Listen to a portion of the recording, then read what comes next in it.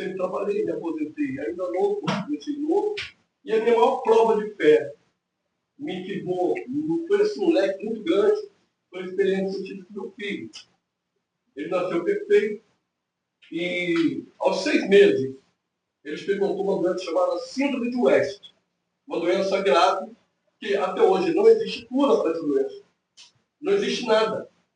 E por diversas vezes eu e minha esposa fomos desenganados pelos médicos. Ele é meu filho mais novo, eu tenho uma filha hoje que está com 37 anos e ele com 27. Perdão, ele com 29. E acontece que naquele momento de vida, Deus se fez presente na minha vida. Pela fé, eles pude experimentar Deus. Porque, se não podem pesquisar, vocês estão aqui, podem pesquisar. Síndrome do West é uma doença que não tem cura, ainda no dia de hoje. E ele foi diagnosticado, comprovado com síndrome do West. E toda vez que nós procurávamos um médico, toda vez eles falavam que a situação era de perda. Não era esse bebê, que era um bebê na época. Ele nasceu bem até os 6 meses, ele começou a apresentar essa doença, e era muito terrível para mim e para minha esposa olhar aquele fato, uma criança com 6 meses se debatendo, uma crise terrível, e qualquer um que estivesse perto de nós ficaria apavorado. Ficaria demasiadamente apavorado. E a gente não tinha esperança de ninguém, de médico nenhum. Na época nós conseguimos grandes médicos, como eu também sou militar, reformado, aposentado. Consegui ali alguns médicos, né, pela misericórdia do Senhor, e até que um dia nós fomos parar na Fiocruz, falar na Fernando Figueira, é um hospital que trata de mulheres e crianças, né, recém-nascidos, e por acaso, uma dádiva de Deus, eu consegui chegar naquele lugar, porque não é fácil entrar. E uma mulher, uma médica, na época, falou: olha, nós estamos fazendo uma experiência nova, mas não tem cura. Ele vai tomar uma vacina, uma injeção. Tudo era muito caro na época. Remédio, na época, naquela época, vamos supor, R$100. Naquela época, há 20 e poucos anos atrás, era muito difícil para se manter. E aí ela falou: vamos começar. Ele pode tomar até 21 injeções. É o máximo que ele pode tomar. Depois a gente para e vê o que ele pode fazer para melhorar o sintoma, para deixar de ter essa crise espantosa que vocês têm. Que ele tem, mas a vida dele é até 14, 15 anos, e daí para lá vegetando. E alguns aqui, eles conhecem meu filho hoje está com 28 ou 29 anos, é 10 de 28 anos.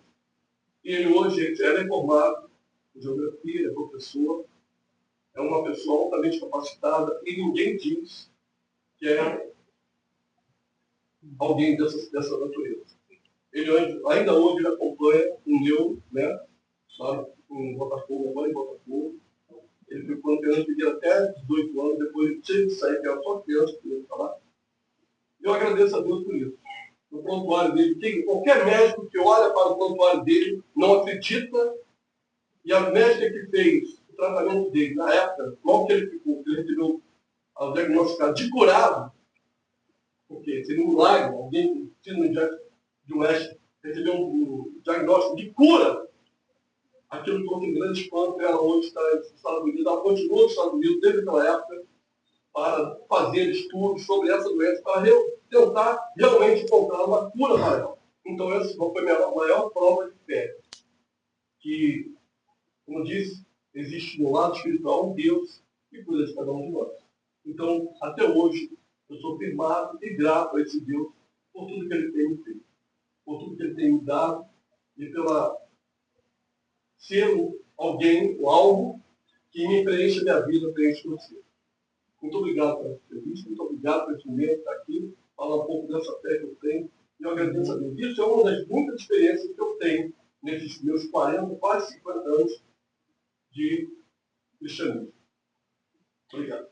É notório, então, que a fé é algo extremamente importante, é algo intrínseco ao ser humano. Isso vai desde um conceito mais simples, que é: poxa, eu tenho fé que eu vou passar nessa prova difícil, eu tenho fé, e vai até uma religião.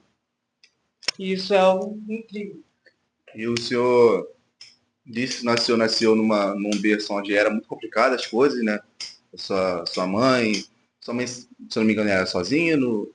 Não, meu pai abandonou ela, Ah, sim. ela era criança, Criancinha, bem nova. Já era pré-adolescente. então já vem desde cedo um lar assim que já era bastante complicado.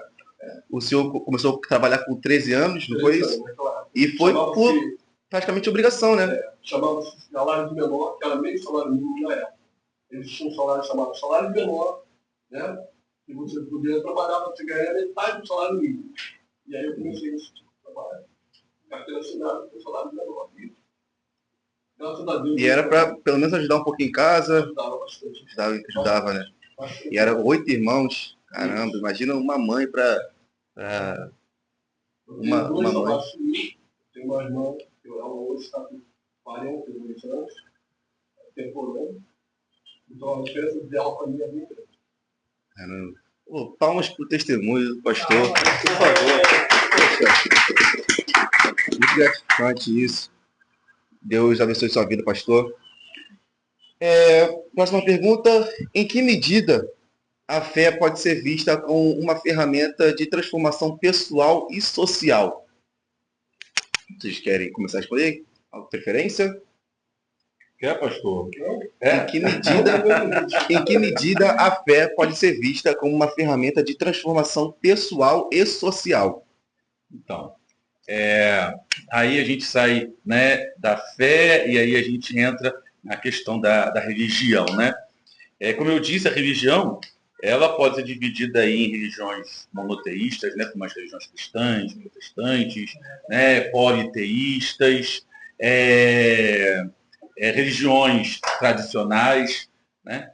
E dentro das religiões tradicionais, quando se fala no contexto social, né, de que forma contribuir, né, de que forma agregar nesse contexto social, né?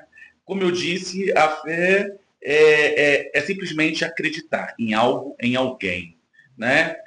Acreditar em pessoas, acreditar em fortalecimento, elevação pessoal, espiritual do ser humano, né? Então, quando se fala do âmbito social, e eu já vou entrar logo na questão social antes da individual, social é justamente criando ações para abraçar o próximo, abraçar o irmão. Eu acho que independente de religião, né, todos nós somos movidos pela fé, né? Como eu disse, a fé ela tem as suas características, né? Existem alguns tipos de fé, né? Como a fé religiosa, a fé filosófica, a fé intuitiva, né? E é a fé justamente que nos move, né? Que cria espírito da solidariedade, de abraçar o outro. Então, de que forma isso pode ser feito? Independente de religião, né? Eu vou falar a respeito da minha comunidade. A Enzo Mundelli Alemba Junsara tem um trabalho mensal, né, com cozinhas solidárias, né, com a cozinha solidária. Quem tem fome tem pressa. Então nós temos uma cozinha a qual produzimos alimento e distribuímos na rua.